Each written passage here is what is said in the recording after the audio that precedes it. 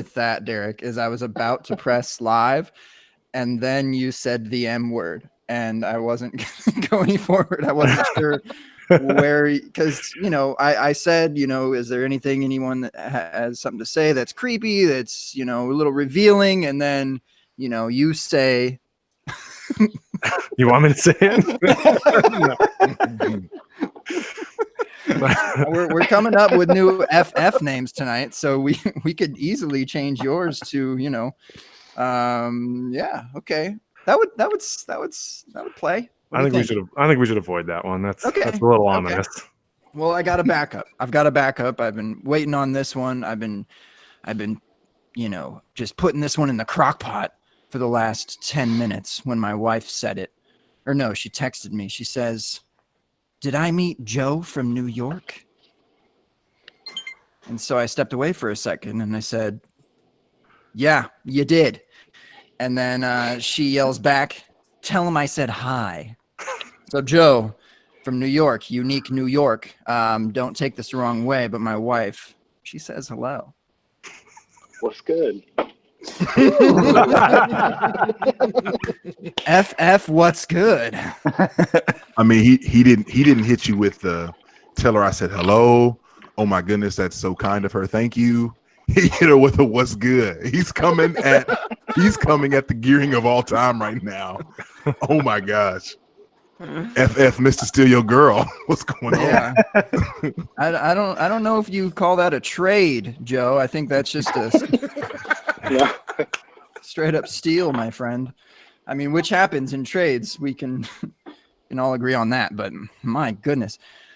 All right. Well, boy, howdy. J Mike. Do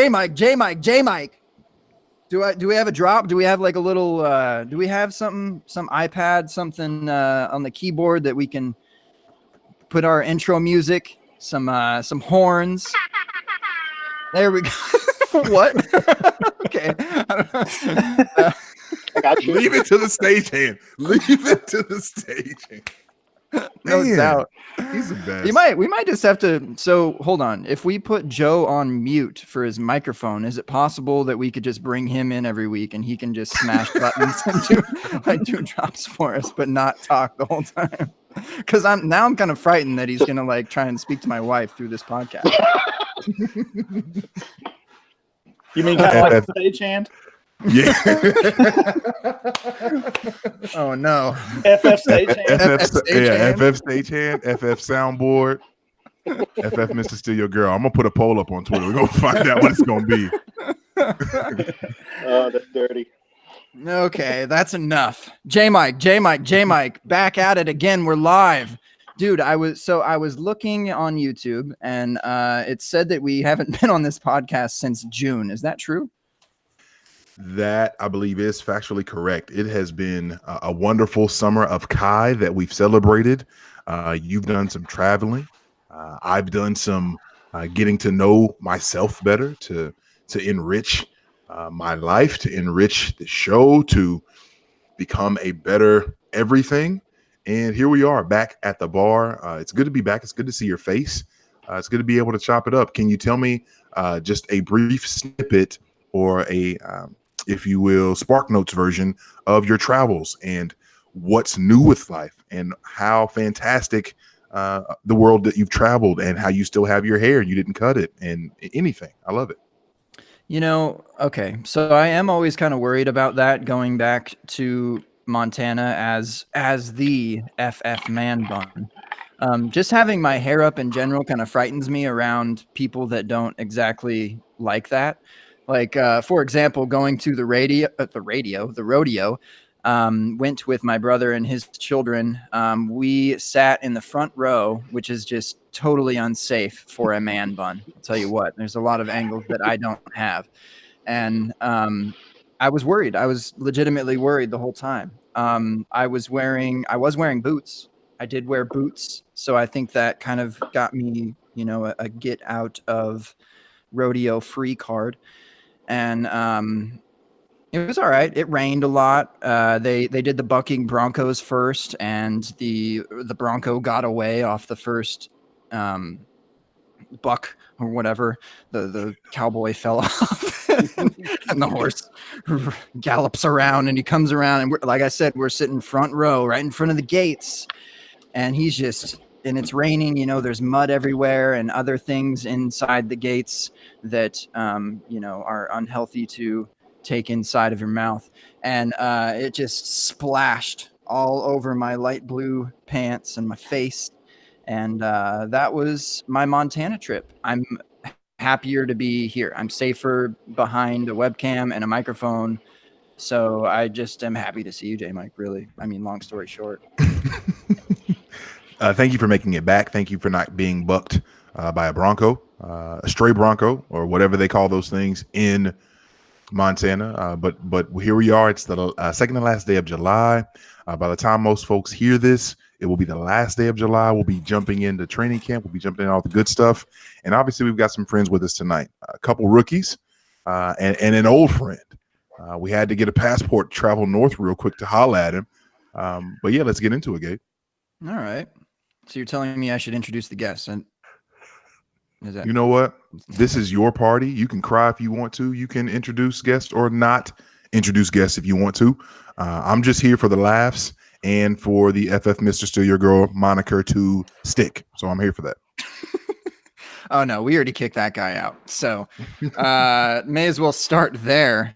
From New York himself, my guy, my friend, Trader Joe. How are you, bro? What's happening? What's good? How you doing? How you Been a doing? minute Tell since me I've how seen you things here. are going. You know, it's hot here in the city. It's about to turn August in New York, and this place is like a ghost town this time of year. Everyone flees to the suburbs, get out to their camps and whatnot. So, you know, just trying to stay cool and mind those hot takes. I don't think you have a problem with that, my friend. The staying cool part. All right. So happy to have you. You are your first time, right? That's weird. First time. Right? First J time Mike, caller. that's weird. Typically a guest of sorts, and I believe you are a believer of the chat. I mean, to be fair, J Mike's been sliding in my DMs for quite some time trying to get me in here. So. Factual. J Mike, you can see why I didn't want to do it now, right? I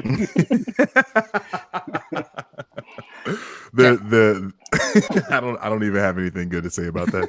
But yeah, I've been hollering at Joe for quite some time. I told him around Christmas time last year, I'm like, hey, please don't let me forget to holler at you again to get you on when we start back up and we get things going. He was like, all right, cool. And then one day, and we're in a league together. And one day randomly, I look at my DMs and I was like, wait a second. He did not remind me. I was like, dude, what are you doing? Are you avoiding me on purpose, or you just trying to be my fantasy friend? What's going on? Well, I moved like right about the time you guys were doing your last 2-3 episodes of last season. So, you know, life gets in the way. It happens. Now, you don't have to say this publicly, Joe, but did you move next to a Trader Joe's again? I moved further away from the Trader Joe's. I'm only 7 blocks from where I was before. So, you know, I'm still... So there's probably not another Trader Joe's like 7 blocks away. There's a Whole Foods. Yeah. But, you know, I'm not about to FF Whole Foods. Whole Foods Joe. doesn't quite stick. Doesn't do it. Okay. All right. Well, on to the next. And speaking back to the chat, I do believe that there is another person on my team now that is a believer that the chat does in fact not exist, and he might in fact slip up from time to time, whether it's tonight or in the future, that the chat exists, but it's all it's all a scam, guys. Don't believe it. Anyways, it is, this is a hard person to give an introduction to because you probably don't know him. So you kind of have to give a lot of insight as to what this person does. Yeah, you know what? I'm going to let him do it himself. Ryan McDowell. That's right? Ryan McDowell. Yeah, that's it. I'm okay, nodding his head. How are you, my man? I am well. I'm well tonight. Glad to. I don't know. I'm feeling feeling a little sad now. J Mike has not been sliding in my DMs for quite a while, so feeling a little neglected, but glad to be here still. Now I'm, yeah. You know what? You guys solve whatever you have going on, and then I have something to say too, because I'm a little upset. Yeah, Ryan. So I revealed at one point last season how just nervous I was to ask people to come on the show. But last year, I just wanted to take it upon myself to be able to reach out to folks and just say, hey, you know, we'd love to have you on, just talk shop, laugh a little bit, enjoy ourselves.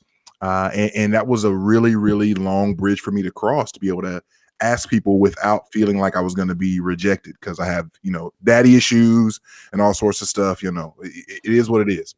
And so you were one of the names that while you literally live like 2 hours away from me, and we share the same love for Big Blue Nation in UK, and we've done other podcasts together. I just was always like, you know, Ryan McDowell is just a tier above, and I can't take that rejection. My soul cannot take Ryan McDowell telling me no. So I had to save it until I built up the stamina, the energy, the foundational fortitude, if you will, after this vacation to say, look, Ryan, this is what it is, man. Come join us, come kick it. And if you say no, I'm driving to Louisville and we're going to have to talk. That would have been good too. We could have done that too. But no, man, that no tears here. No tears of any kind here. But I am thankful for the invite and happy to hang out at the bar tonight. Imagine J Mike coming up to your house and just, like, you'd probably be frightened by just the sight of the man, but then he just like, give me a hug.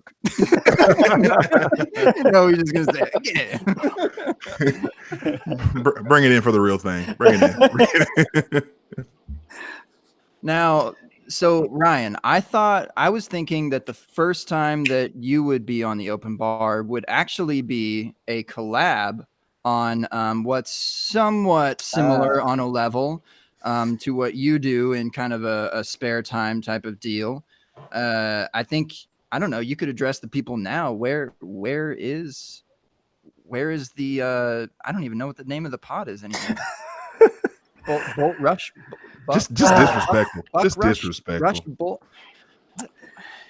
Yeah, that's man, it's been a quiet summer without Frank to talk to every Wednesday night. I don't know what happened to the Bull Rush. It's still hanging around. It's still alive.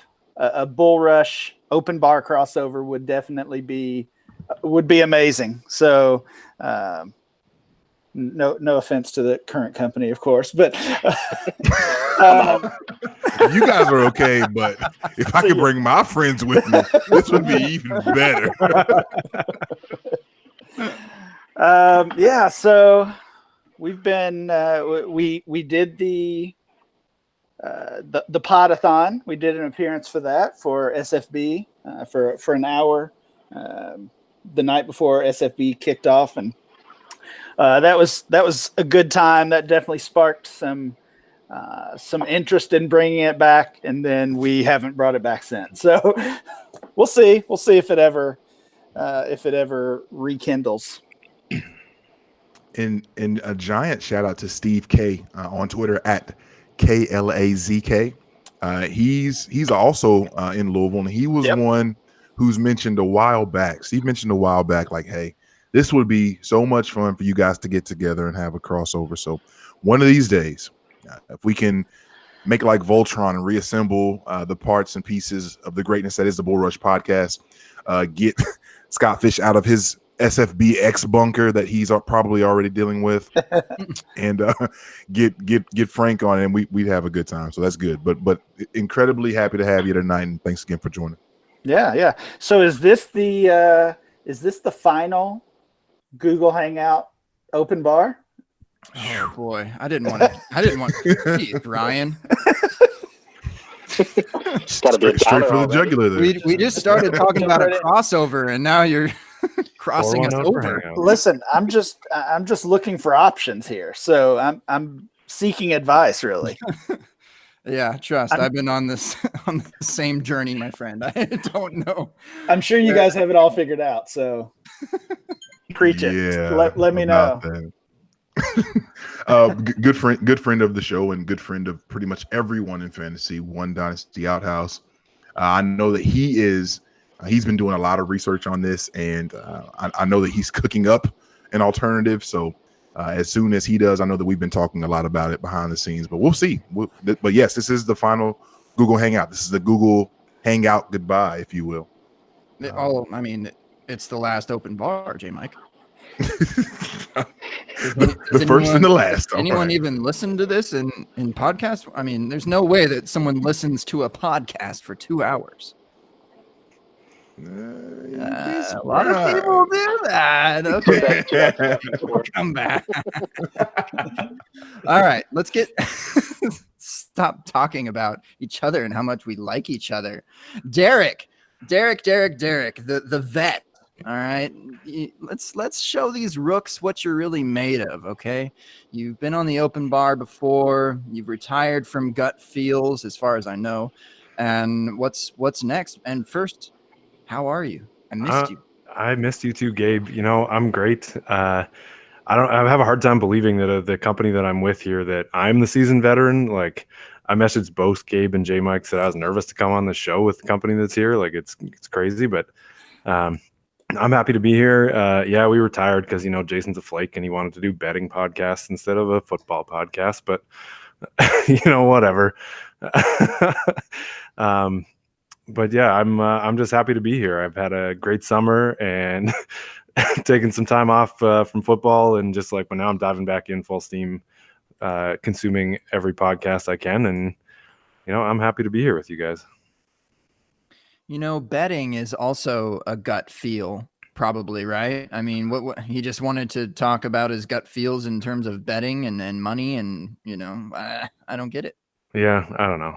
I don't know that guy sometimes. Yeah, whatever. You know what? He's dead to the open bar. J Mike, put him on the board. Put him on that Steve Buscemi, you know, lipstick list from Billy Madison. All right, Jason Tran, you are on the list, my friend. Derek is unhappy. He's sad, and I don't like it. I think more than anything, he just wanted to lay parlays down for WNBA games. I'm pretty sure that's probably that's translating, which I'm not mad. WNBA. But I guess go ahead, Gabe. No, I was about to say what you were going to say, except say transition to football talk. Were you going to say something along those lines? You got anything? What do you got? I felt really good about it, but I liked yours better, so I won't even say it. Anywho, this is something that I feel like we have the unique opportunity to go behind the scenes, behind the curtain, if you will, to see the Wizard of Oz at work, or just a partner of the Wizard of Oz at work. Obviously, SFB drafts have started, and they've concluded. I think the final one's finally done. Ryan, can you take us behind the scenes as someone who is kind of shoulder to shoulder, hip to hip with Scott Fish? Just talk. I'm just curious for what does it look like to have to deal with. I can't even remember the number of teams at this point. It's huge. But what does that look like? How do you even prepare? How do you function? How do you walk through that? Yeah, it was pretty wild. So I had helped Scott out the past couple of years, just a little bit. Basically, whenever he would ask, I would jump in and help, whether it was setting up MFL leagues or whatever. But really, a pretty minor role. And this year he let me know he was expanding again and kind of asked for some help from jump, really. So did you ask to be put on the payroll when he said that? I did try. It didn't work. Okay. Just curious. All right. I tried to take some money from the Toys for Tots group. Did not work. So FF, hook your boy up. Yeah, that's right. That's right. So yeah, once we decided that's how it was going to be, I mean, he shared some of the Google Docs and things he had, and I mean, his organization is just crazy. But I mean, he talks about 10 and 12,000 people signing up. That is no joke. So I think the first step for both of us was just to look through this list of folks who had signed up, and literally we would move them from sign up to in if we were placing them in the league.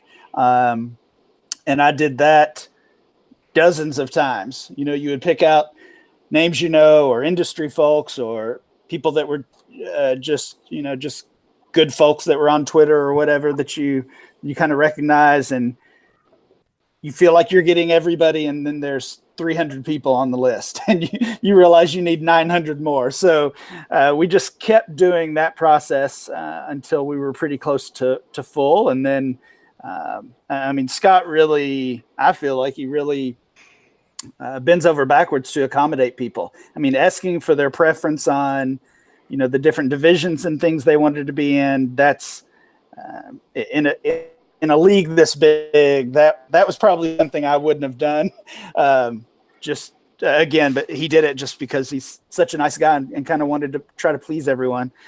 So that was another step to collect all the responses for people that wanted to request certain leagues. And I didn't even mention deciding on the actual divisions themselves. So yeah, that was really just like the first half of it. And then when it came to making the MFL leagues, that was a huge process. I mean, if you've ever commissioned a 12-team league or anything like that, obviously just multiply that times 100, and that's what we were dealing with.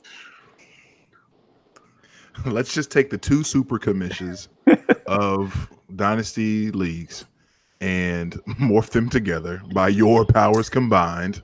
I am SFB9. Like, what? It's unbelievable.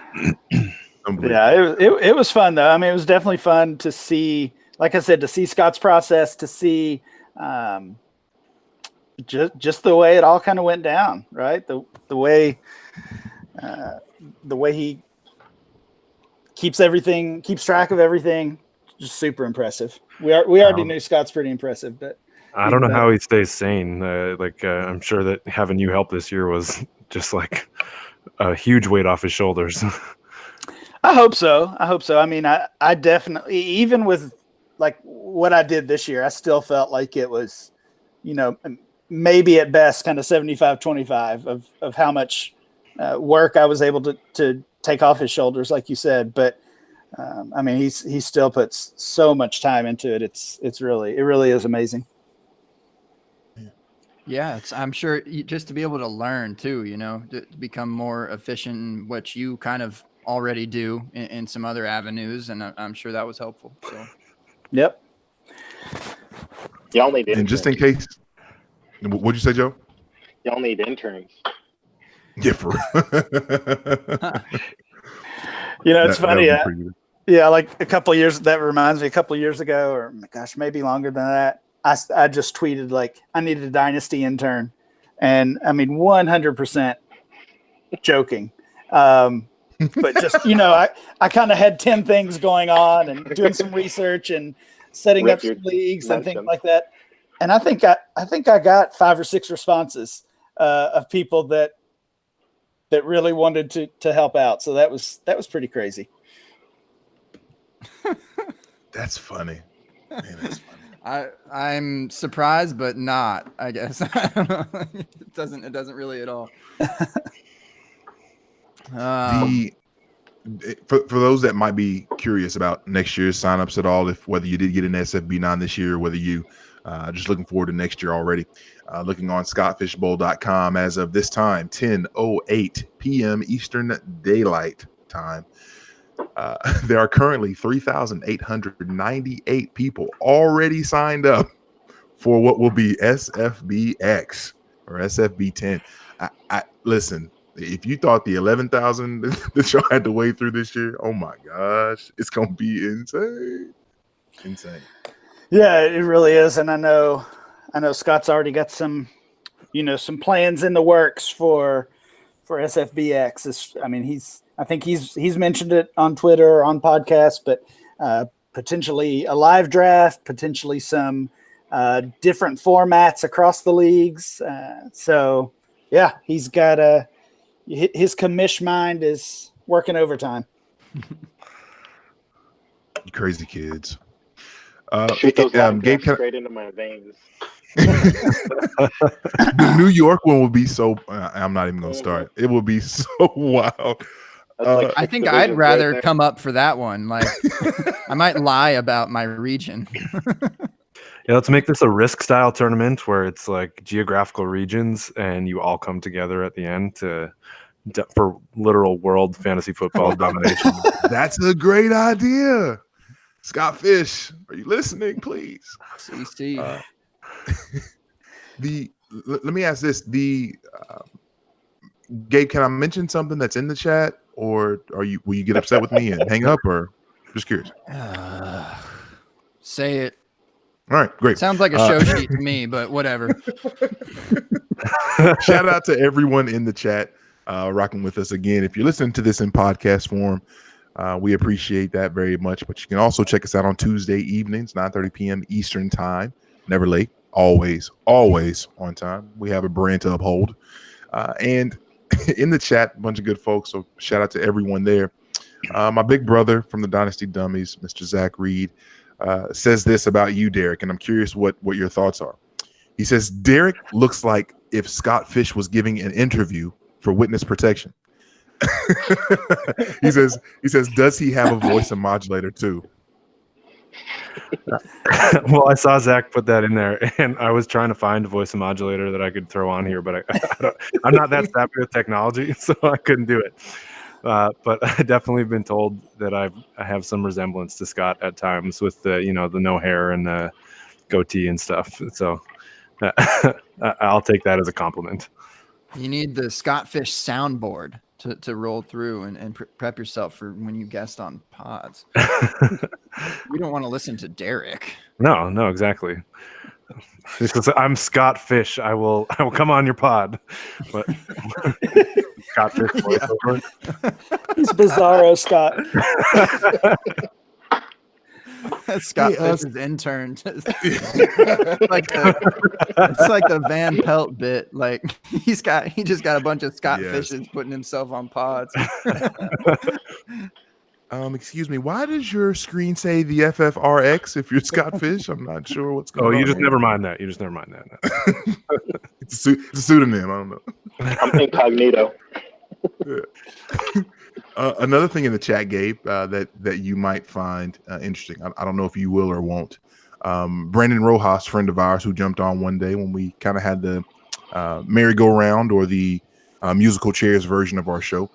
He said, hey, with you being more excited to go to New York, he said he felt like you were ashamed of your fellow Texans by wanting to go draft in New York for SFBX. What do you say to that? That's just completely untrue. I am true Texan in the blood, at least for the last 3 years or so. I just haven't hung out with anyone in Texas except for I suppose just recently Casey and Joe Pano. Why don't you say so? And but I've honestly hung out with more people in New York, so I guess that would be my only answer. I would love to interact with more people around here, and maybe that would warm my heart, get me on my FF warm hug per se.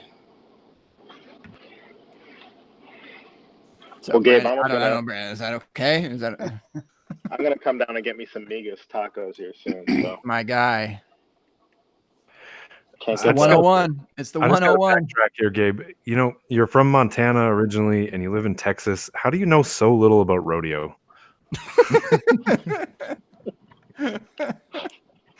I like how my verbiage of like the bucking bronco and the cowboy was bucked and broncoed and yeah, that exactly. That part. I don't know, man. I mean, I'm more of the fake it until I make it type, I suppose. I certainly did not make it into the rodeo and then faked it, but I don't know. I'm not a rodeo. Like, can you give me my get out of rodeo talk jail free card? Because I don't want to talk about the rodeo anymore. It's like, you have to promise never to say this isn't my first rodeo. You can't, because it probably is your first rodeo. That's hilarious. That's definitely my first rodeo. Oh my God. All right. I mean, does anyone want to talk about training camp? Is that interest you at all? Or the thing on the open bars, we usually kind of talk about what's not going on at the time. That usually seems to be the trend. So is there anything that's going on that you wouldn't suspect people are talking about? Me neither. Shoot. Me neither. Yeah, I actually wanted to ask J Mike about his live draft experience. I saw some pictures. I saw lots of tweets. How was that? Who did you meet? How is your team? Man, first of all, it was a blast. We've had this on the schedule for a while, and I had literally talked to Gabe like, I don't know, 2 months ago, and we were like, listen, no more startups. I'm not doing any more startups. I'm done. I'm just gonna chill. I'm gonna relax. I'm gonna do me.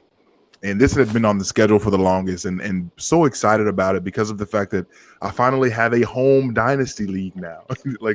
I have friends that I play with in college, and they're not really active on Twitter and whatnot, but love being with them. But this gives me people that I interact with on Twitter all the time to be able to talk with. So the live draft experience was awesome.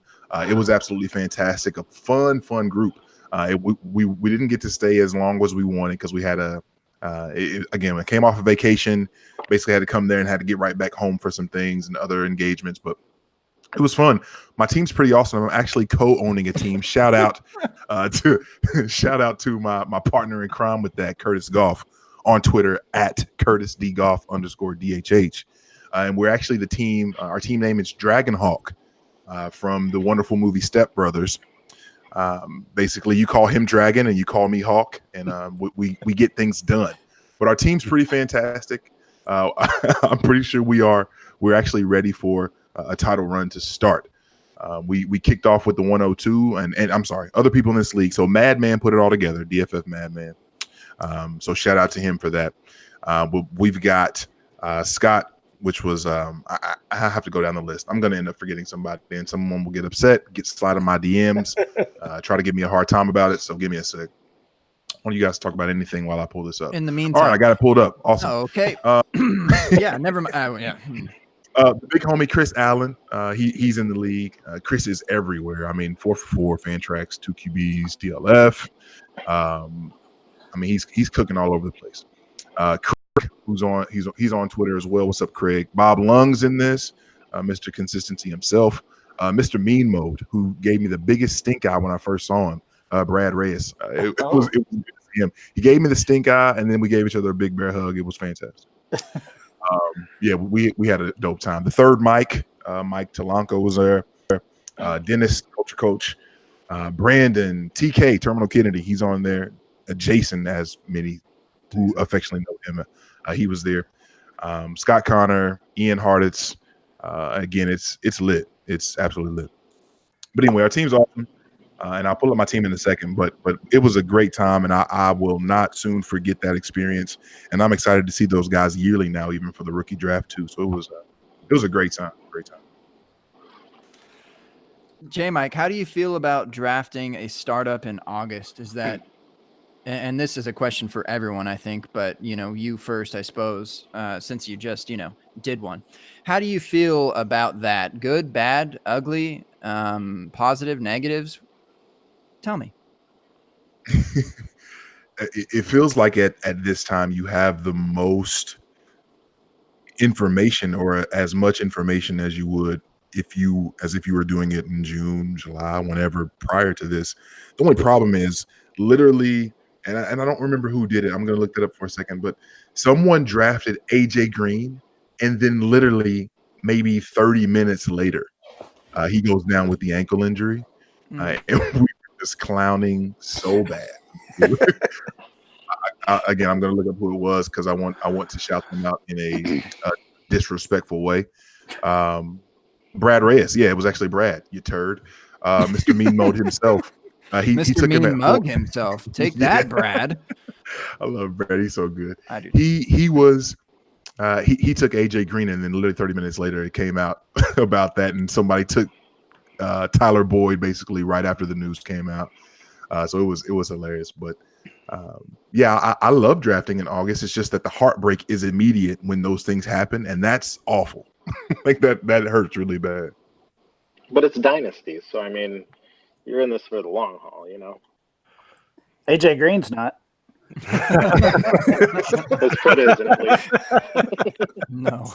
Yeah. It's so disrespectful. But it was worth it. Just to the point on the live drafts, like there is nothing like a live draft for any of you who have done it. My home league, home dynasty league as well, gets together every year for our rookie drafts. Like last year I went to New York and I got to briefly meet Jake Anderson and Sal Lito. This year we were in cottage country in rural Ontario, but flew there. I didn't even have any draft picks, but I didn't care, and I went there and just to go for a cottage weekend and beer drinking with the fellas and have a good time. But it's awesome. Host the AGM, sort of rule changes. Finally got the league to vote to go to Superflex. And live drafts are just like the best atmosphere you can have. Envious. Let's make it happen, Austin people, Texas people. J Mike was there. Did you feel like drafting this late, there was some good value on the rookies? I saw a Twitter conversation about that. I think it was just over the weekend that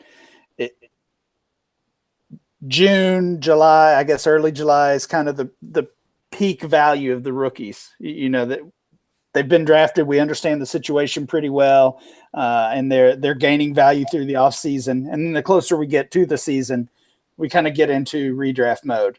So if you want values on the rookies, draft really early or draft really late. I will let you be the judge of this. That's a really interesting thought because currently, and we're still doing the second half of it is all online. The first rookie off the board, I'm pretty sure, was one Kyler Murray, who went at 309. He was the QB6.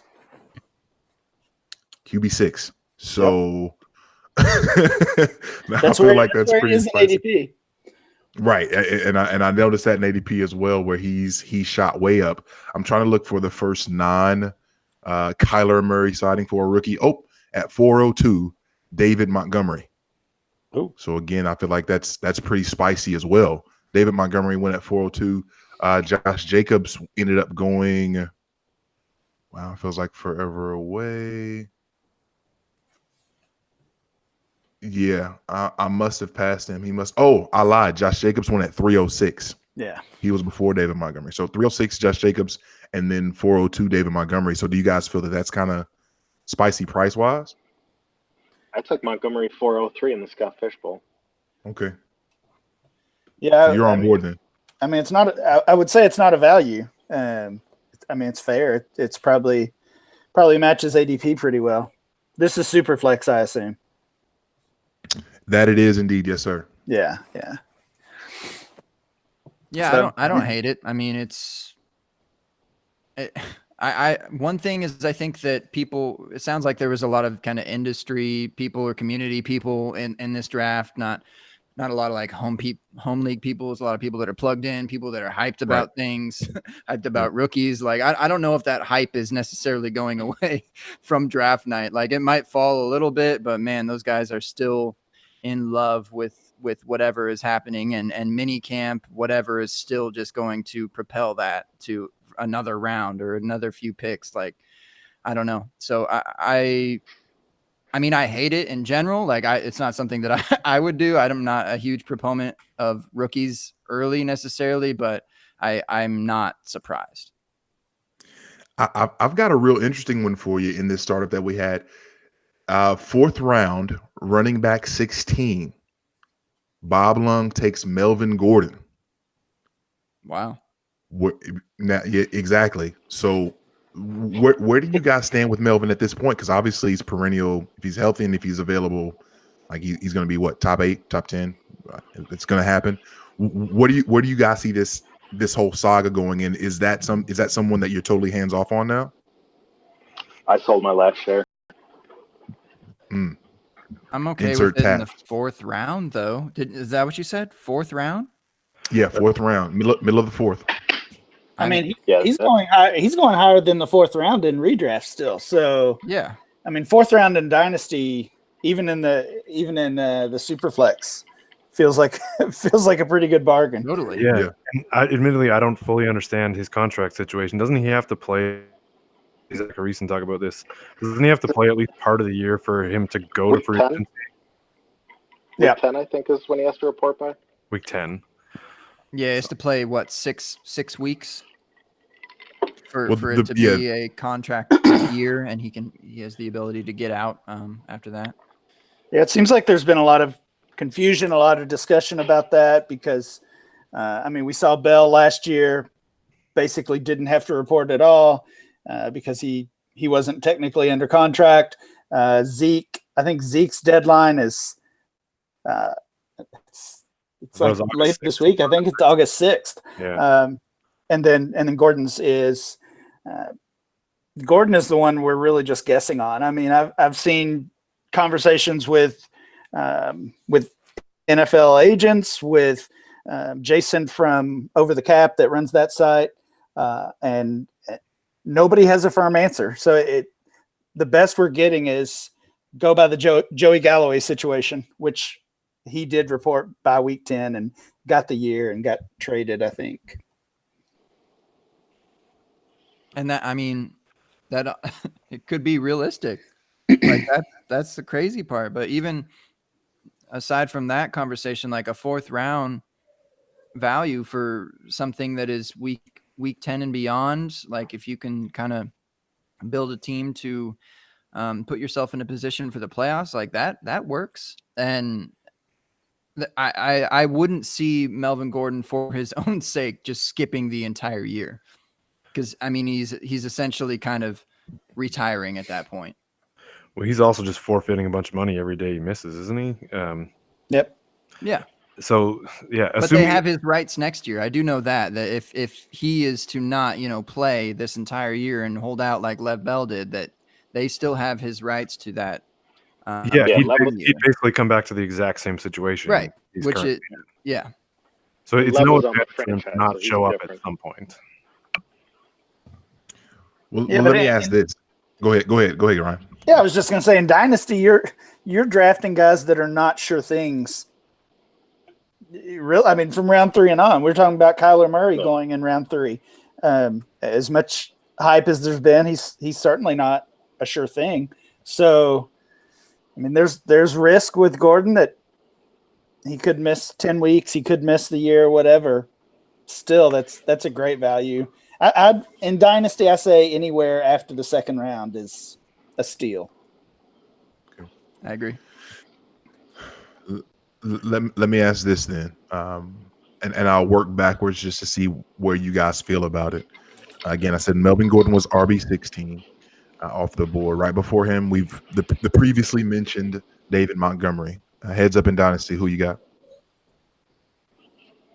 Between Melvin Gordon and David Montgomery? Yes, I'm just working backwards. Yes. Okay, it's Melvin easily for me. Okay, wonderful. We got a Melvin sweep. I think before that, Aaron Jones. Melvin. All right. Josh Jacobs. Melvin. All right.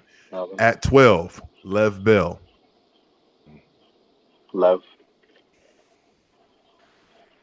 I might still go Melvin. I'm still going Melvin too. Okay.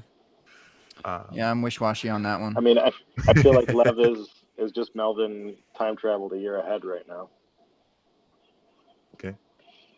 I think it'd be fair to take Lev there. I mean, maybe the situation is a bit more bleak considering the situation versus Melvin's is positive, and we've seen that, and we don't know what's going to happen on the Jets. But I could see people leaning Bell. I mean, if I'm all in right now to win and I have Melvin on a roster, and if I could get somebody to bite on going straight up, given the uncertainty, maybe I would go Bell to be like, I want to win this year. But if I'm thinking 2 to 3 years out, I'd still want Melvin for the 3-year window. Yeah. You Fair think enough. he's staying in Los Angeles? Not necessarily, but still. I mean, what happens if he lands in Miami? How do you feel about him then? Talk to him, Joe. Talk to him, Joe. I mean, I think that if he goes to Miami, then he's easily the lead back there because they have literally no one, and because I don't like Drake at all, or Balaj, but yeah. But he signs there, and then they do the New England style, and they draft another running back in the 3rd round, and they sign another guy that gets cut late in free agency, and all of a sudden he's in a cluster. Like, I got out at it. This might be the last moment that he's being featured, and he's not even being featured because he's still Eckler is still the 3rd down guy there. Like, Really, this is just a good reminder that just the running back lifespan conversation. Like, I mean, if other than Barkley, I mean, other than your just top tier talents, if you get 3 years out of a running back, I mean, that's pretty much your best case. And I don't think Melvin Gordon is top tier talent. He's already given us 3 solid years. So yeah, maybe Joe's right. What'd you get for him, Joe? I gotta pull it up. I got Diggs and Ingram back, and I sent him and I want to say Dede maybe with him. Oh, jeez. That's really good return. Yeah. He said, "Oh, geez." I would move Gordon for that too, pretty damn easily. I mean, gotta stay on brand. I am Trader Joe. That you are. The one last name I wanted to look at beforehand, and you can give us the specifics if you do look it up, Joe, if you have more to that. The RB11 that went in this, which went to Dragonhawk at the end of the 2nd. Dalvin Cook or Melvin Gordon?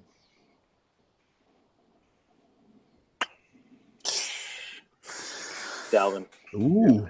Yeah, I think I'm going Dalvin too. That's pretty close. I don't mind that pick. That's my tipping point. I probably would go Dalvin too. I think probably when the first news of the holdout was, I tried to trade my last share of Gordon for Dalvin straight up, and no takers. But yeah, right. I also got a Dawson Knox and a 2021 3rd and 4th back with that as well. oh wow, Oh, heck yeah. Put a bow on that thing. That's nice. Gabe, you didn't say anything about Dalvin. Oh.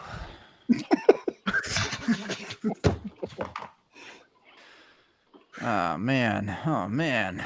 Both their names end with VIN. This is tough. I'd probably lean Melvin there, actually. I think.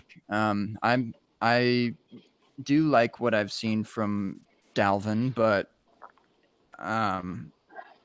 I think he's kind of near like what Leonard Fournette is dealing with as far as lower body injuries and just kind of on-field performance from when they have been in games. Like the ADP is so different, but I see them kind of similarly. But I do like Cook more as a player, but the lower body injuries kind of frighten me. But I guess Melvin has those too, but at least he's fought through it through a few years now. And Ryan, I feel like you bring up a really interesting tipping point when it comes to when of these guys who are uber elite, when's the time to get the heck out of there before it burns to the ground? Right. So you try to get your 3 good years, like someone like Alvin Kamara. This is his 3rd season, right? 3rd season coming up. He's been like next level efficient every season so far. someone who's fantastic in the passing game, exhibits great balance in an offense that you'd kill for a running back to be in, all the checkpoints. But and he's getting less touches, I feel like, than your normal workhorses, right? But when is it time to get out before the bottom falls out on you? Well, I don't think there's no cookie cutter answer, right? If there was, the whole game would be a lot easier. I think the real question is deciding who are those, that top tier, that uber elite that can give us 5 years or even longer. So, I mean, we think Barkley's in that. Most people would agree with that. But is Kamara, is McCaffrey? A year ago, 6 months ago, even we would have said Gurley certainly was, and now, we see how that has gone. So, Gurley, Gordon, even the AJ Green deal, those are all just reminders that we've got to think about lifespan of these players as far as their value on our fantasy teams. We were talking about AJ Green on the DLF pod this week, and I looked back at ADP a year ago. He was wide receiver 9. Demaryius Thomas was wide receiver 27. And now Demaryius is worthless and not a lock to make a team. And he's 1 year older. Somebody said something about, Gordon kind of following that same path. It's not looking great for AJ.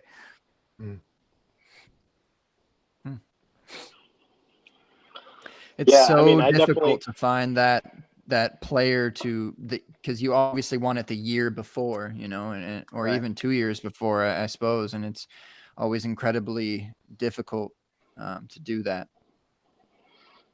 I've been toiling this whole week about any teams that I'm not feeling like I'm gonna run to the title this year, or at least be right up in there. Do I sell guys like Kamara? Like, I started putting some offers out in a couple leagues, trying to sell while you can still sell him at that max value, that top 4 startup value. I mean, if you don't feel like you have a chance to win this year or next year, you really should just be selling running backs. Yeah. All of them, any of them. All the backs, all of them. Picks and receivers, still where it's at. Okay, so I have a question just with this Melvin Gordon talk. So I have 1 share left. If I have Christian McCaffrey and Connor as well, but would you move Melvin Gordon and Alshon Jeffrey for Jacobs and Montgomery if you could get both of them? Seems unlikely, but given the holdout. But yeah. Yep, I would. Yep. It was McCaffrey for what? No, Melvin Gordon and Alshon for Josh Jacobs and David Montgomery. Oh, where did I get McCaffrey from?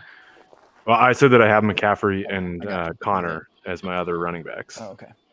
I think you're more likely to, I don't know, unless you got an Eagles fan, Alshon's a tough person to get. For sure, he's a tough sell right now. Value on.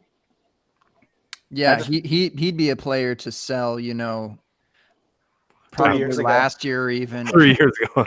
yeah, or even a year and a half ago when he was kind of peaking then, really. So that's certainly a player that's going to be kind of just part of a package at this point. Yeah, he was a throw-in that I just acquired to get Devontae Adams, but now I'm looking to flip him for something else. But yeah, you need to use news to flip him, whether it's them moving on from another receiver on that team or someone getting hurt or whatever, because Alshon's a tough sell right now because everyone knows that JJ is taking his spot next year.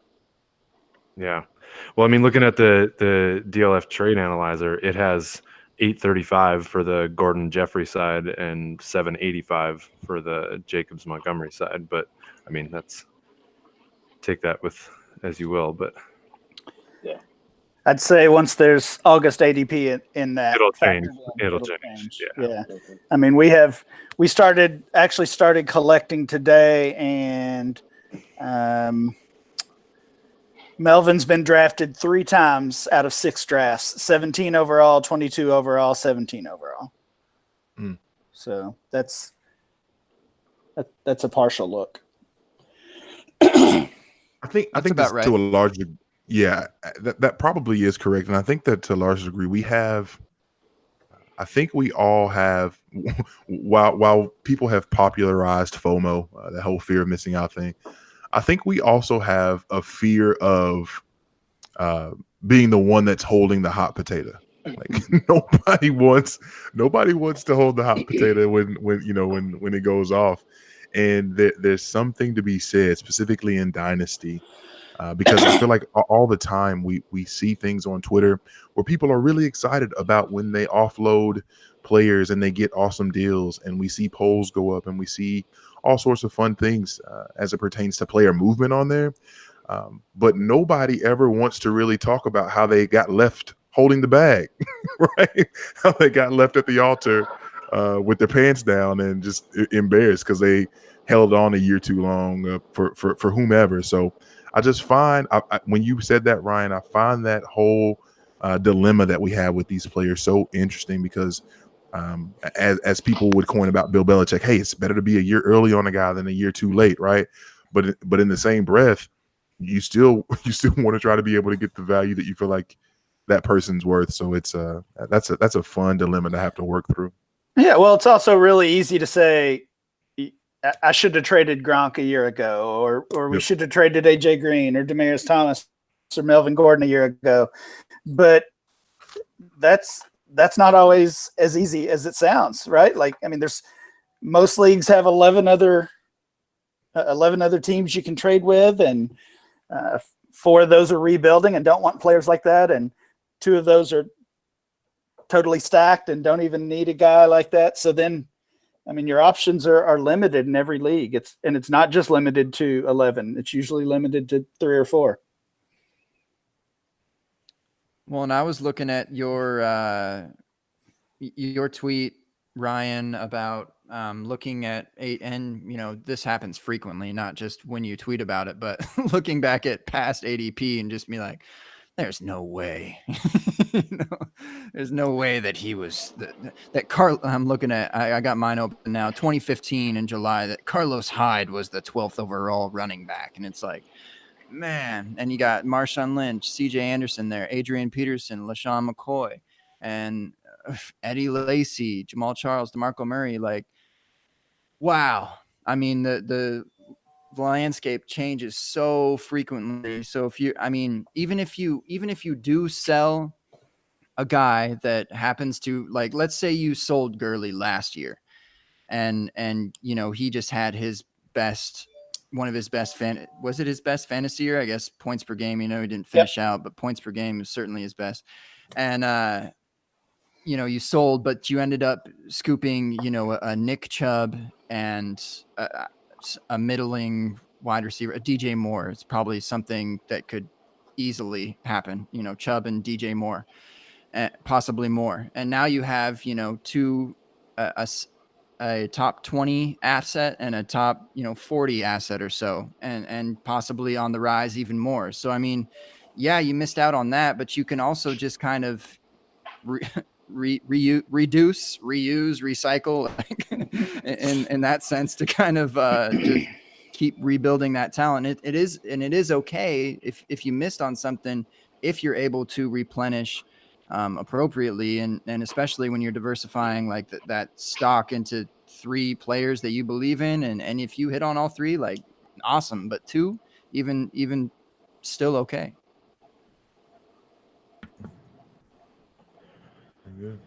Very good.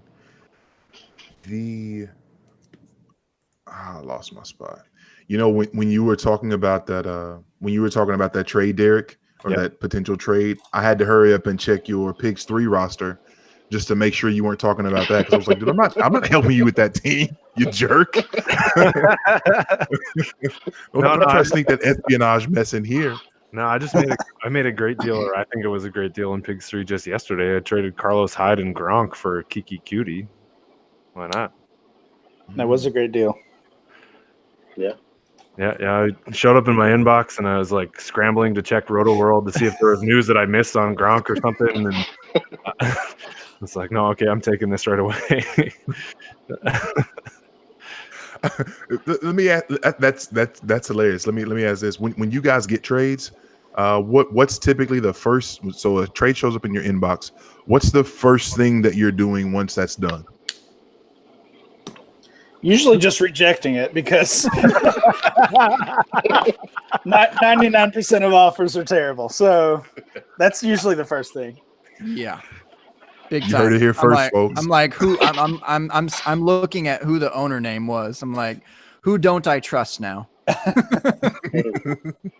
Yeah, I mean that's the visceral gut reaction when you see like oh, so and so has proposed a trade to you. Depends on that owner name that you like. You probably have an idea of what's coming based on if you're familiar with that owner, and then when you actually see the offer, it's generally what Ryan said: reject right away. Or if it's like seems like something's totally in your favor, I'm like, okay, I need to look at Twitter and Roto World because something either happened or like I'm missing something, or if not, I'm just gonna don't look a gift horse in the mouth, right? Like just take it.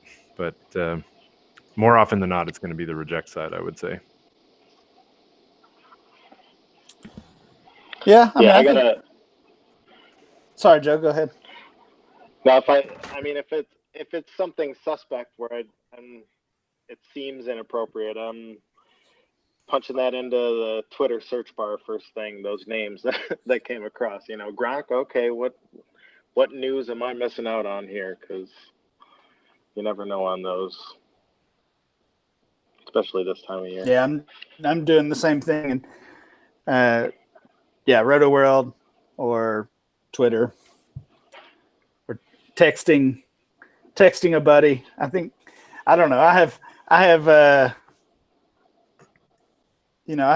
a few guys who are just kind of my go-tos for bouncing trades off. You all probably do as well, but that's usually the process for me. So aside from Melvin Gordon, is there anyone else that y'all would sell right now to kind of get in that year ahead mode within the first, 10, 12 running backs off the board?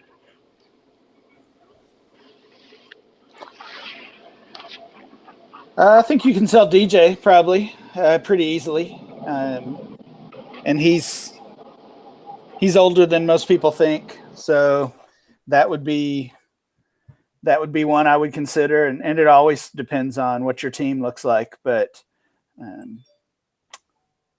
it just comes down to if you believe in these guys. Like, I don't believe in James Conner, so yeah, sell him. Yeah, you got to look into contract situations on all them, and if there's no security beyond 2 years, move along. Yeah, I mean, the scary thing about the age thing is like you can kind of only make that argument for David Johnson and Lev Bell. The rest of these guys are going to be 24 or younger. It's like people are catching on a little bit to the idea of, the younger the running back is, the kind of more likely they're going to, in a sense, break out. But if the ADP is already at their like breakout ADP, then kind of what's the point? But that's another conversation. Actually, I was listening to your pod earlier with Ray GQ on. Yeah. And he was talking about those classes coming in, and, you want to get in on them while it's good, while you can get them cheap before you're left with old guys in your hand. And I'm talking 27-year-old running backs are old guys now. It's pretty crazy. You can certainly go into a startup with that redraft mentality and have a decent chance to win a title in year one, but then you've got to scramble because nobody wants your players. So I have a follow-up question and a player to ask. My first follow-up question is, Ryan, what is it about Connor that makes you not believe in him? And then the player I would add is Damian Williams, because if we're saying I know people love him, but like, what happened the 4 or 5 years or whatever in Miami? Like, he was literally nothing. And yes, he then came and was fantastic when he was the last man standing. But I don't know. I can't buy into him, and I'm okay if I'm wrong and he has a great season. But like Joe, you just said, if they don't have 2-3 years out, like, is there any chance that he's the running back of 2020 for Kansas City? I doubt it, but I don't know. If you buy him, it's just for this year. Like, I don't know anyone that's buying him expecting him to be the long term answer there. But in Miami, he was catching 25 plus balls a year, like, and that's enough to fill out the formula in Andy Reid's system to be good for this year. But I bought him in a league that I'm committed to winning in. But aside from that, like, I mean, just at the way his price has gotten up to like a second round, third round value, Yeah. I'd be selling at that all day. Yeah, it's only if you're going for it all am I buying him. Yeah, I think there's a few players who stand out. If you're looking at ADP every month, there's a few who stand out as just a total disconnect between, you know, what shows up on ADP and their trade value. And Williams is certainly one of them. I mean, I think he's been a top 50 player in ADP for most of the offseason. And if you can get a first rounder for him at all, you're doing well. So I totally agree with selling him if you're getting ADP value, but I doubt you are. As far as Connor, it's less about him and more just about thinking he's overvalued. I mean, to see him being drafted ahead of DJ, ahead of Mixon, and a lot of these other guys that are just more proven. So it's not about him. It's just I feel like he's more of a like late second rounder, early third rounder, rather than where he's being valued now. Okay, so then just to bring it full circle to the Gordon thing, if I could say can't sell Gordon right now because everybody's down on him, if I could say Connor and Alshon for Josh Jacobs and David Montgomery, do you still do that probably? Yes, for sure. Yeah. I would, yeah.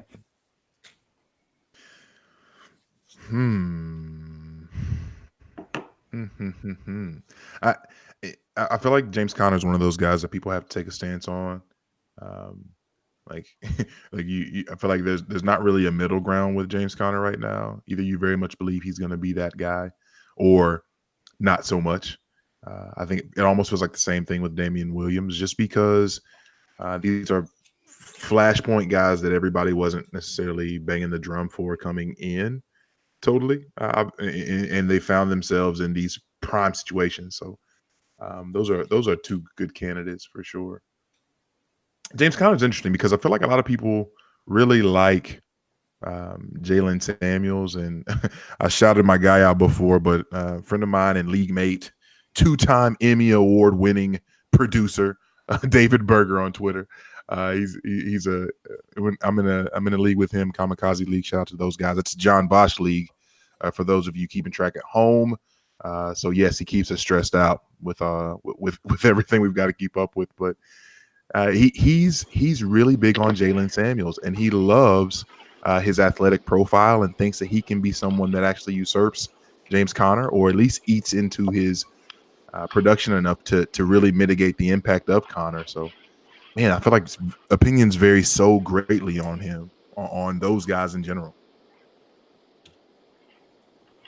I'm confused as to, I mean, the talent is another thing, I guess, on its own, but I'm confused as to like what we think Jalen Samuels could become, even if he coexists with Connor, or I don't even see a scenario where he like outperforms Connor and becomes like the workhorse back. Like, he doesn't seem like that type of player to me, and more of, I think we've talked about this before, J-Mike, kind of more of a 1-2 punch type of deal, like, you know, your Devontae Freeman, Tevin Coleman type of scenario with more flex appeal on Samuel's side. But I don't see what there is in Samuels to provide like that every down workhorse ability, whereas maybe Snell could be more of a threat to that. But I don't know.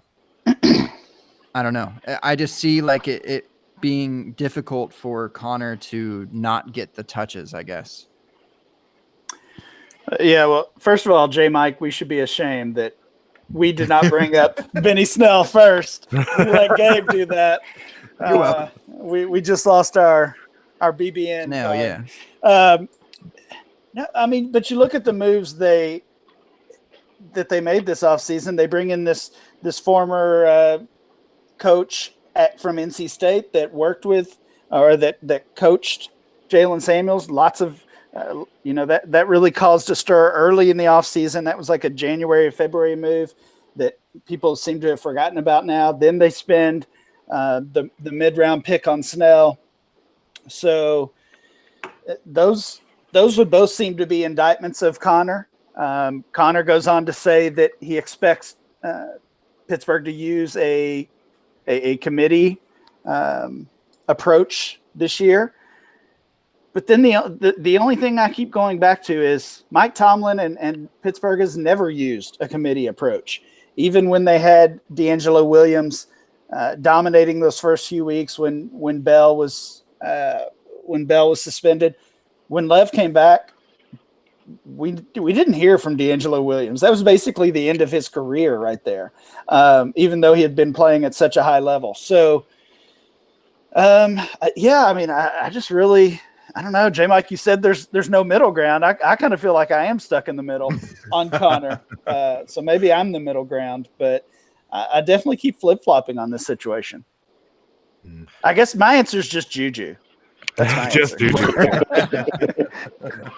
It's gone from anything from Amari to anything for Juju. I want them both. I would both of them, sure. I would agree that I wouldn't want Connor just like where he's being drafted. I don't really necessarily see the value in that like how much further can we go from here? Like possibly, the Melvin Gordon area, but I don't necessarily just trust the Steelers at all to commit to him. I don't think that he's as elite as Lev Bell was or any running backs that they've really had. So I don't know. The running back coach changed there as well, and that was something that kind of went under the radar. The same running back coach they had through the whole time when Lev was there, and with Connor's success. And I think that might be something you see a downslide in the performance there. But, right. That's the coaching change they made. They brought in the running back coach from NC State who had worked with Jalen Samuels there. They also lost Mike Munchak, who was I believe their offensive line coach and regarded as one of the best in the league. So maybe their entire run game gets downgraded altogether. And plus, they're going to have to face that stout front four that Cleveland's repping now. So twice a year. They're still the Bengals, though. Gotta fit that in there. I have Gabe. I know we can't stay here all night. So I want to try to be.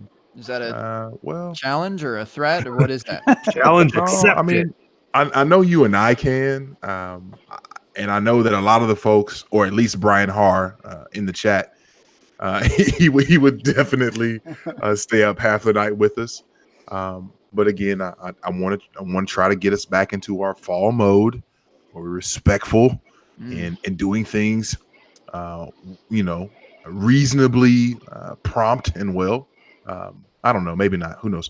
But I do have questions regarding ADP, and I just want a quick answer from you guys. I'm going to run down a list of names just because I find a lot of these names interesting. You guys tell me. Yes, they matter, or no, they do not matter. It just in the grand scheme of Dynasty. Like, are they a guy that you think, hey, yep, he's going to matter in the grand scheme of moving forward here in Dynasty, or nope, I'm really not worried about it at all. Does that work for everyone? Yeah. I know, Gabe. It's a game. Up and puff about it. Be upset. Anything else you need to get off your chest before we start? I'll wait my turn. Great. Wonderful. Starting off first, one Dante Moncrief. Does he matter or no? Pass. Pass. Oh, I like him. I say yes. Does Matter. he matter?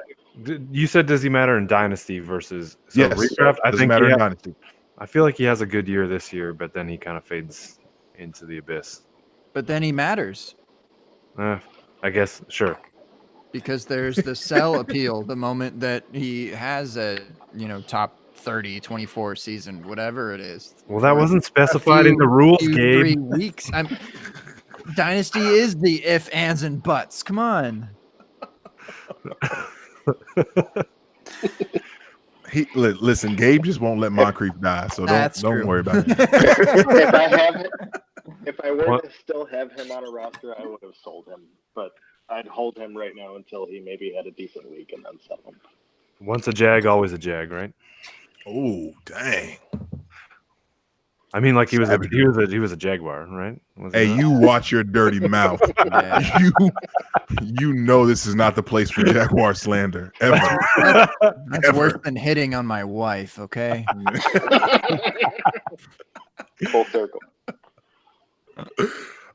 Just so people, and I was trying to find. Golly, I can't even find Moncrief on ADP. It's got to be around here somewhere. I mean, like, Not a good sign. Not selling it. wide receiver 62, FYI. So wide receiver free. 62. Yeah, so extra. At that price, sure. This Creef is free. That one was for you, James. All right, I appreciate that. Thank you. Who's like 2 up and 2 down from him? All right. Moving on. I'm going to go way down the list here, and I'll kind of work my way up. Trey Quinn, does he matter? Yeah. Yep. I mean, he's one that I'd definitely take a flyer on for sure. It's got to be the freest wide receiver core in the NFL, right? I mean, what's the most expensive receiver on that team? Like a It's him. 10th. Is it him now? Oh, I thought He's the least It expensive. might be. He's the most. I mean, he's the No, highest. he's the most expensive. Yeah, he's the really? highest value. at what, like 125? No, he's in like the Holy 180s. 80s. 181. Trey Quinn. Adrian Peterson's going behind him. Terry McLaurin's going behind him. Jordan Reed's going behind him. So is Chris he Thompson's the most going behind expensive him. player on that? Oh, Geis, I guess is going to be. Kelvin Harmon going This behind roster, him. all 4 of them. Just take rounds. What would that? You said 181, J Mike. Yeah, 180s. Yeah, just take 181. round 16 through 19 and just get Quinn, McLaurin, Whole Harmon, roster. and Doxson. Just hammer Washington. Give me all the skin. One of them Cover- will be a cover the first Wash- round pick by the 2020. You take all those guys, you forget about Josh Doxson, and he's the one that's going to break out. I said no. That's your boy. That's my other. That's my creep, man. I'm still living in 2015, 2016. That's your chief creep right there. It's Josh Doxson. Currently Speaking going of Bull Rush, 13th Dynasty Franks guy was Josh Doxson. No. A lot Bring of back sad. Bull Rush movies. Bring it back. We should. Baby, We come really back. should. Devontae Parker at 164 overall. Does he matter? No. Nope. No. Traded to No. left.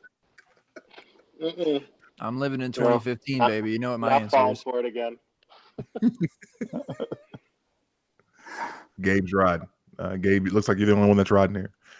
What? It's just what 13th, 14th round pick, like whatever. Like you're not- 164 overall. Yeah, you're not spending a lot on that. Newly acquired Tyrell Williams in Oakland. Does he matter?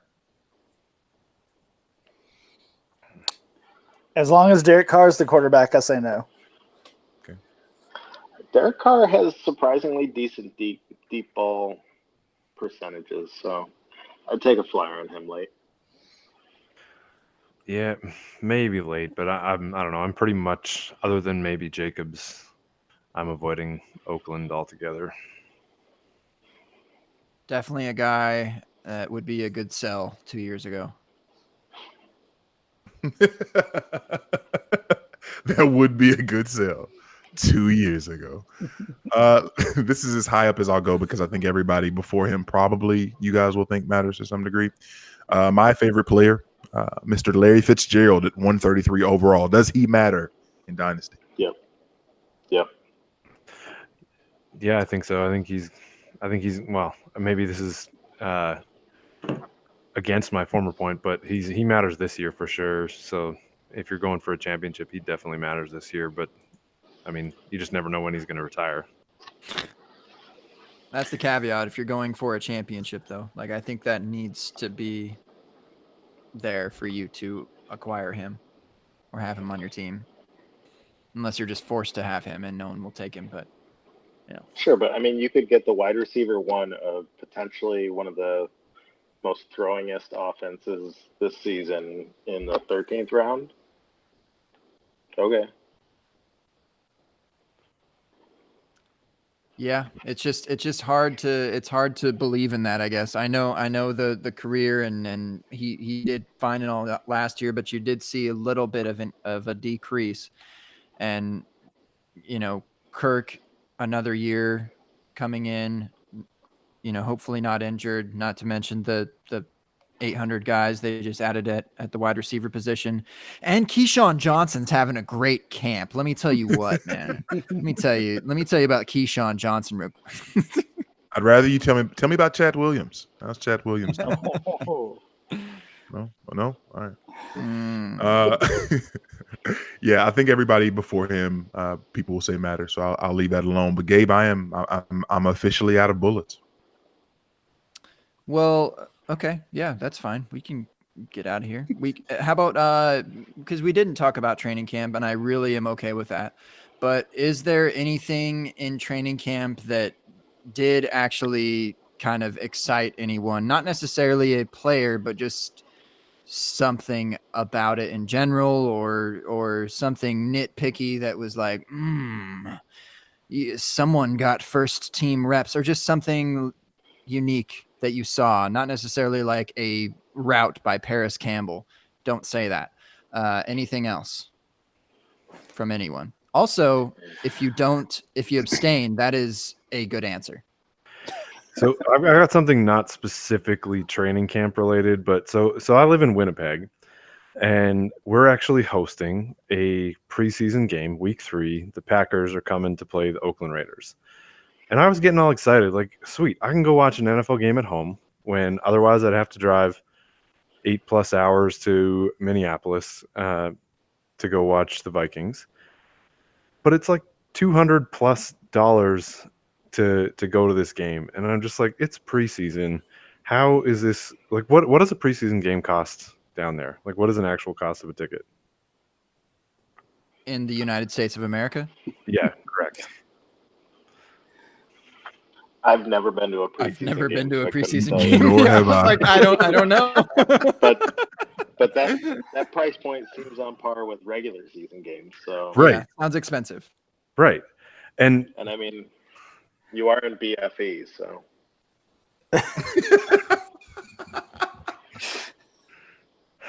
yeah. I mean, I love Winterpeg, but it's like it's kind of out there. So I'm sure that they're trying to max out their prices on, what size bowl do they got there? Like a 60,000 seats. Yeah, it's about that. It's a pretty new stadium. They built it about 5 years ago, partially covered because the CFL plays into winter months where it snows. But yeah, I don't know. It's too much for me to go to watch a preseason game, and it's just disappointing because I don't know. Week 3, I guess, I'll dress around the week, but just go and tailgate, get the vibe, and watch it on TV from the parking lot. yeah, that's probably the play. Okay. Brian Har in the chat, he just hit us with week 12 in Buffalo is $24. He said, I'm seriously considering going just because. Just to stick it to me. What is that game? What is that game? Who are they playing? I'm assuming it's Pittsburgh because he's a Steelers fan. I'm gonna look though. I mean, I've been to some Week pretty 12's fun got to games be at like Ralph. Thanksgiving, December range. Oof. That's brutal. Is it in Buffalo? Or, I mean, if it's in Pittsburgh, both are just ouch. No. That's got to be in Buffalo because the Ralph is a dump, and the Ralph is a lot of fun to go to. It's Denver and Buffalo. Ooh. Still both cold places. Ooh. Yeah. I'll tell you what, they got a good tailgate up there in Buffalo. Yeah, break some tables. They Bills really well. I've never been a part of that part, but I've been to some tailgates at Buffalo because it's in the middle of like there's just a stadium and fields of nothing, and it's just these big parking lots, and it is a blast. But yeah. Okay. He says he's going to the week. Apparently, it's the week 14 game, the one against the Ravens. So still going to be extra cold. Never mind. He just doubled back again. Oh, expletive. Yeah, it is Denver. So, yeah. Expletive. Would you rate it now? Jeez, J Mike. There we go. Well, I mean, it's just how I roll, but you can say it if you want to. That's a good point. All right. So we are expecting a table to be broken by you, Derek, at some point, and you're going to post it on Twitter. That's cool. Possibly Yes. Wait, I have to break it. Brian's got to break it. Yes. I want to see Brian go through a table. I need some just big jack dude power bombing you through a table. That'd be great. Do we have an open bar bet right now between Brian and Derek? Do we have the chat overlap right now? Wait, are you admitting that there's a chat? No, I'm just saying that if there is some. Again. No, I didn't say that. I said that if there's some sort of conversation happening, That's not what you said. Hey. You can't triple stamp a double stamp. You can't triple stamp a double stamp. I just want someone to go through a table.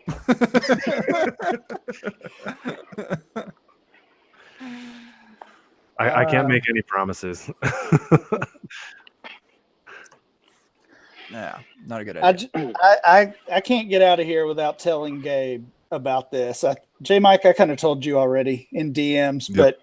but so SFB week or leading up to SFB, I guess, all the videos, right? All the hype videos were coming out and they were all pretty terrible. And then I watched Gabe's, which of course, as always, very impressive. I watched it one time sitting at my kitchen table. My 12-year-old son walks by and he's kind of interested. He's, what is that? And he's a musical kid. He hears a song or whatever one time and he's got it. And about once a week, he'll just wander around the house or I'll hear him rapping parts of your SFB song. Still last weekend, still happening. This just goes to prove what Stompy and Aton have said. You need to drop an album, Gabe. We need to drop an FF Man Bun album. It's got to hair down now. You drop that album and half the pod listens drop.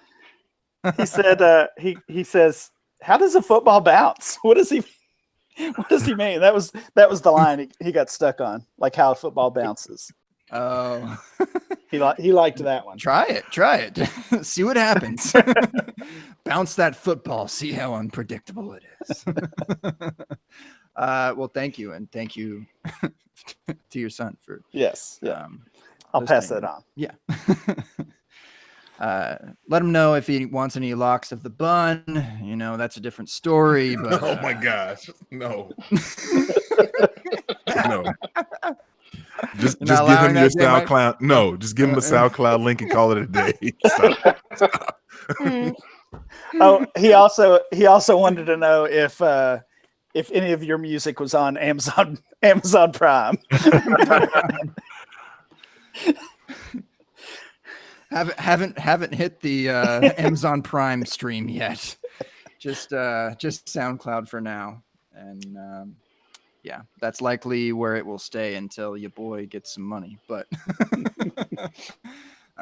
nonetheless, appreciate it. So we've got the preseason letdown from Derek during training camp. We have the reboot of the SFB9 wraps from Ryan for training camp. Anything for you, Joe, training camp wise or non-training camp wise? No, I'm just ready for games this Thursday. Hall of Fame. What's that lineup looking like for DraftKings? Give us the insight, man. What's the lineup? Come on. Who you starting? Who you start? I don't DFS. I'm Dynasty, baby. Yeah. This isn't DFS Trader Joe. This is yeah, okay. You can't trade on I'd say that's basically you refusing to answer about training camp, which is I said was a good answer. J Mike, anything from you, or shall we let our guests see themselves out? Let them say something about themselves. You know, Before you go here, J Mike, I gotta say this. You gotta rename this segment. You gotta make it a regular part of the show. It's like the NPR podcast where it's like "Can't Let It Go" or "What's Making Us Happy This Week." Like just something. Tell me anything. Like, but no. Floor is yours, J Mike. Sorry. I like that. This episode or this segment sponsored by. I like that. I think we can do that. Do we have to have sponsors first to do that, or? Well, we kind of do. I mean, we've accumulated about 12 to 15, whether they know it or not. Well, Brian Hart did say he was willing to pay $30 still for an album, so maybe he can be our sponsor. Trade Addicts, the Trade Addicts podcast will be our sponsor. Yes, thank you, Russ. Thank you, Brian. We appreciate you guys. By proxy, that means DLF is now sponsoring us. Thank you, Ryan McDowell. We appreciate your patronage. This just gets better and better every time I say a sentence. This is great. So I'm just excited about the fact that in the Hall of Fame game, Drew Lock is the third string quarterback for the Broncos. Kevin Hogan's going to start, and that makes me really happy because I think that Drew Lock is not relatively good at football. So I'll say that. Wow. But doesn't that mean that you'll see him for like the whole second half? If he's I'm hoping that he just forgets his helmet or something crazy, and that Brett Rippon is the one that will play the second half. That would make me happy. Yep. Yes. Ripping through the. I thought it's Rippy. Playing the however you say it, RYPIN, whatever. Nah, it's Rippin. Come on. Rippin. I thought it was Rippin too. Cool. This is the way that Dylon spits. I hear you, Joe. I see you, Joe. The Chappelle reference. Let's go. Dylon. Because I spit hot fire. Yeah. Okay. Well, I guess, not that we didn't just go through our entire guest list of something interesting they had to say or not interesting that they had to say about training camp, but now you get to say something interesting about yourself before we get what did Mason Ramsey say on the Old Town Road remix? Giddy out my way. All right. So Trader Joe, we started with you, so we'll finish with you on the finishing segment piece here. My friend, what do you have to say? All right. I'm FF Trader Joe on the Twitter machine. I'm the social media manager for the F3 Pod, the IDP guys, and the Dynasty Football Digest. You can find all of them in my header on Twitter. And I just like to chop it up on Twitter, 280 characters or less. I'm out there memeing and just living it up. So get at me. The man doesn't podcast. He is literally, standing out as to what he does for a living. I think that FF Trader Joe is a little bit out of date. and you need to change this to the what FF stage Did you put the director. poll up? Did you put the poll up? Oh, you don't want me to bring it to the polls, bro. J Mike is on it. He's on the poll. We don't get the On polls it. going. We'll see what the people say. What were the candidates one more time? We had FF, Mr. Steal Your Girl. What else did we have?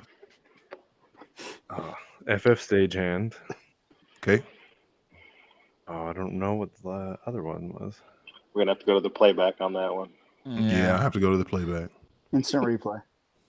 In the event that you listen to this podcast in podcast form versus live on YouTube, which is probably the last live on YouTube you're going to see for the foreseeable future, I don't know when the next is going to be. Let us know what we said in the first 10 minutes of this show. This is the last chat. I don't know about that, because first of all, there would have to be a chat in the first place for there to be a last chat. That was bait. I know. So now you just reference things that don't actually exist now? Is that how this works? All right. So on to the next person that I'm trying to say good from this podcast. All right. Joe, but seriously, it was great to have you on.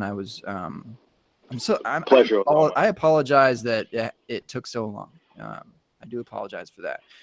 Great person, Trader Joe. Go follow him. Watch the memes. If you're not into that, just follow him for the sake of following him. Good dude. Promise. Go follow me and then mute me. Yeah, exactly. All right, Ryan, what do you have to say for yourself? And let's keep it light this time, buddy. Yeah, I'll try to keep it short. Yeah, you can follow me on Twitter at RyanMC23 and doing work at DLF, of course, and Roto World and podcasts. So yeah, same old thing. Thanks for having me, guys. This was fun. Absolutely. Bull Rush crossover. Yes. Sunday. Make 2020, 2025, your 2030. people, Look, it's gonna your people happen. get with my people. Yeah, put it on the calendar. 2025. All right. We'll review the Blade Runner 2099. I like that. Okay. Very happy to have you on, though, Ryan. Genuinely, it's been good. It's a long time coming, I think, much like Trader Joe, but yeah, thank you. All right, Derek, my man.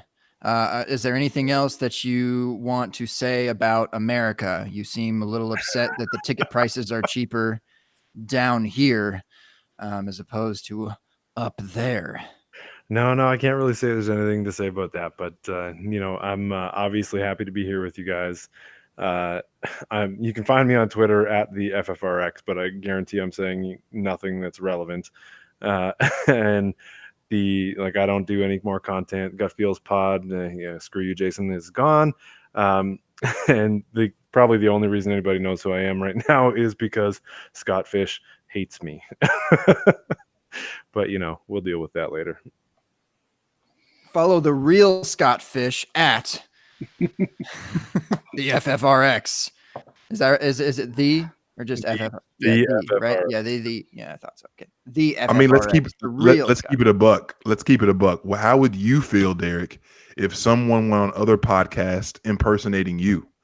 Like, I don't think that you take that too kindly. So I think that Scott's got a legitimate beef with you in this instance. Well, you show me proof where I actually imitated Scott, and then you got me there, J Mike. We're going to the playback again on this episode. We talked about that. You're screwed already. Just as a being, you are imitating. I have his written consent. He said it's okay. Implied oral consent does not count. This is America, bucko. What you guys do north of the border. I'm kidding. You enjoy those expensive tickets, Derek.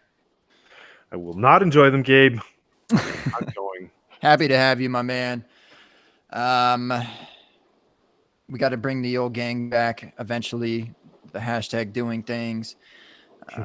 That's for a later date whenever y'all figure out whatever beef y'all got going, actual beef y'all got going.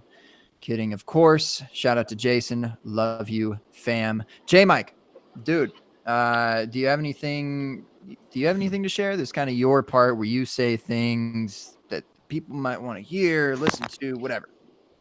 I mean, first and foremost, if you ain't got no giddy up, then giddy out my way. That's it. That's That's the first. line. That's the bar. That's the one. That's the one. No, just thankful to be back with you, man. This is this lightens my week. This brings life to my weary bones. I'm glad to be able to pick this back up and for us to continue forging ahead with what we hope we can continue to do.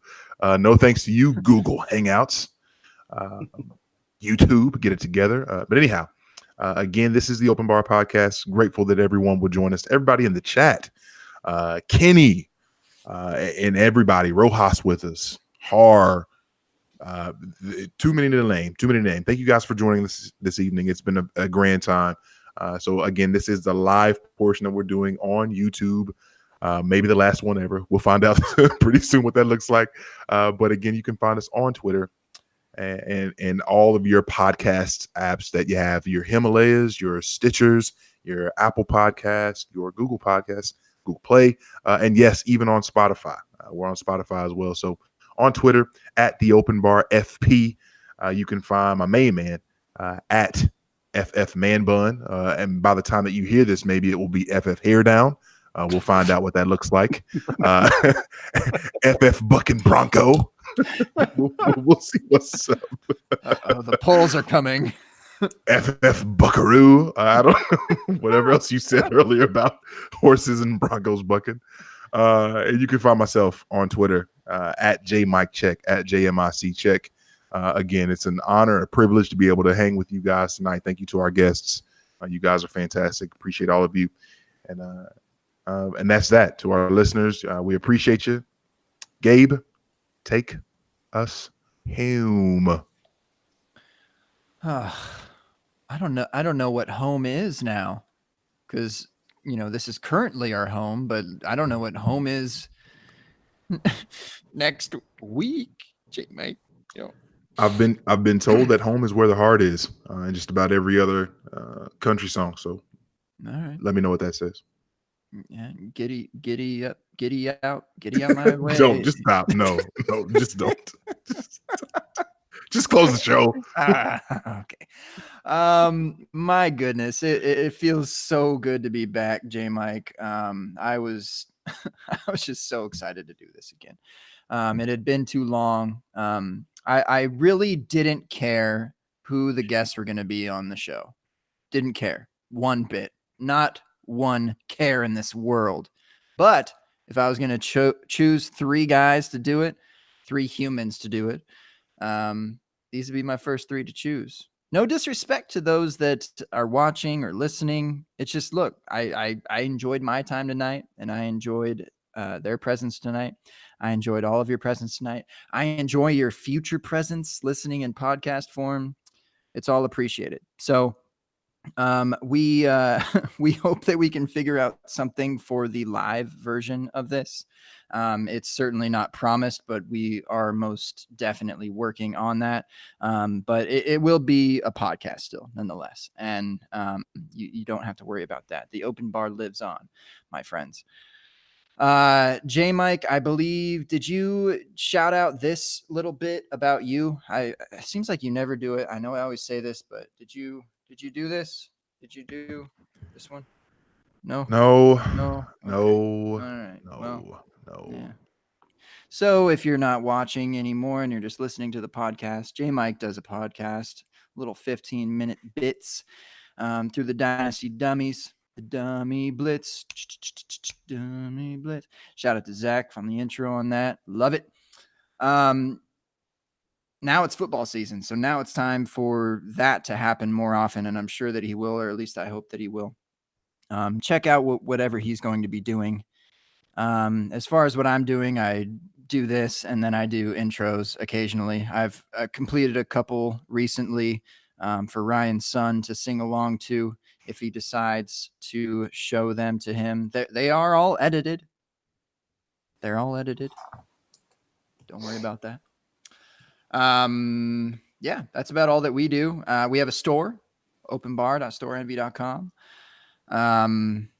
Go and check that out. We've got some shirts, cookies, and the basic open bar tee that I believe J Mike is sporting right now. Is that true? Yes, indeed. So if you're still watching, Yes, there it is. That's what it is. Never late. The Always classic on tee. time. And I didn't tell you, Gabe, real quick before we go. I actually got my wife the open bar T-shirt with Thin Mints because she's a big Thin Mint fan, and I got it in that mint green color. And she actually did me the honor, and she never wears it outside of the house, right?